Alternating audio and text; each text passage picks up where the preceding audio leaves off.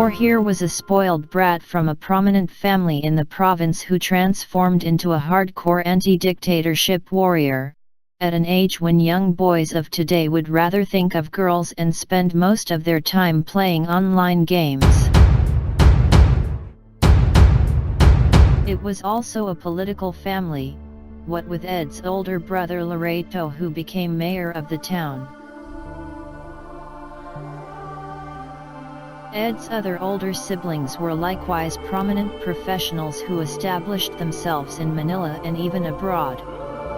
In fact, another brother, Rodolfo, was an accomplished doctor who would become the medical director of the province's premier hospital.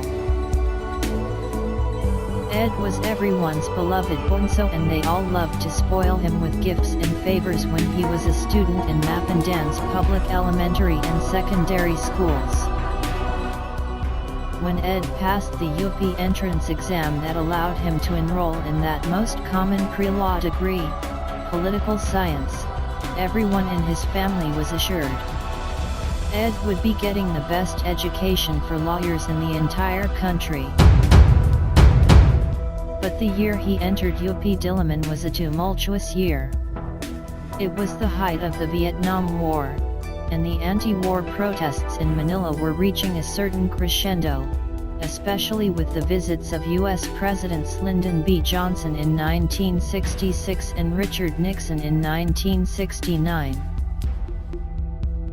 Barely out of his teens, Ed was initially at a loss amid all these events. After all, he was the sheltered and spoiled fashionista from the province. Alone and without older siblings in his immediate reach in the UP campus, Ed longed for the usual warmth and bonds of a family. At the same time, he was gradually being awakened to the harsh realities of the times. These twin developments would find answers in a new organization he would soon join, Sigma Kappa Pi. This fraternity wanted to relieve the revolutionary brotherhood of the Katipunan a century ago and used Katipunan pedigrees such as Supremo and Cartilla to describe its leader and its newsletter. Though it was established by the activists of that era, the fraternity sought to forge a deeper commitment among its members through its nationalistic rituals and political philosophy.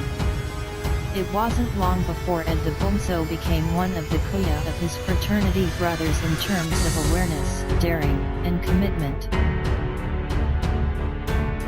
When the Diliman Commune happened in February the following year, many UP students who otherwise would not have turned to activism became instant communards who manned the barricades and performed hundreds of important tasks to secure the campus against the military and police attempts to break the barricade lines. These violent encounters with the military and police units of the increasingly violent Marcos government pushed many into deeper and deeper radicalization.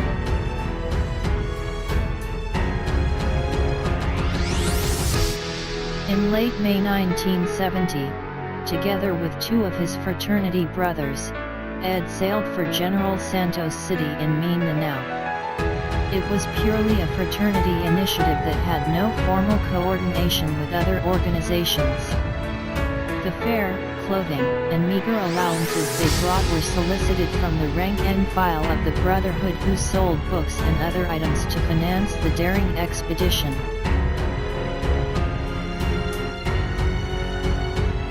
In General Santos City, the three young men immersed themselves with the locals, the students, the intellectuals and professionals, and finally, the banana plantation workers of Standard Fruit Company. They worked part-time in hilly coconut farms that produced copra to sustain themselves. Sometimes they only had bananas for meals. The spoiled brat who wore the most fashionable clothes and expensive footwear, by this time, was already used to walking in foot-deep mud and wearing the plainest clothes. He was a spoiled fashionista no more, but a humble servant of the people. But not for long. In 1971, Ed's distraught family was able to track him down, and one of his brothers soon sailed to Mindanao to fetch him. His family then decided to enroll him in San Beda, to keep him away from the fraternity.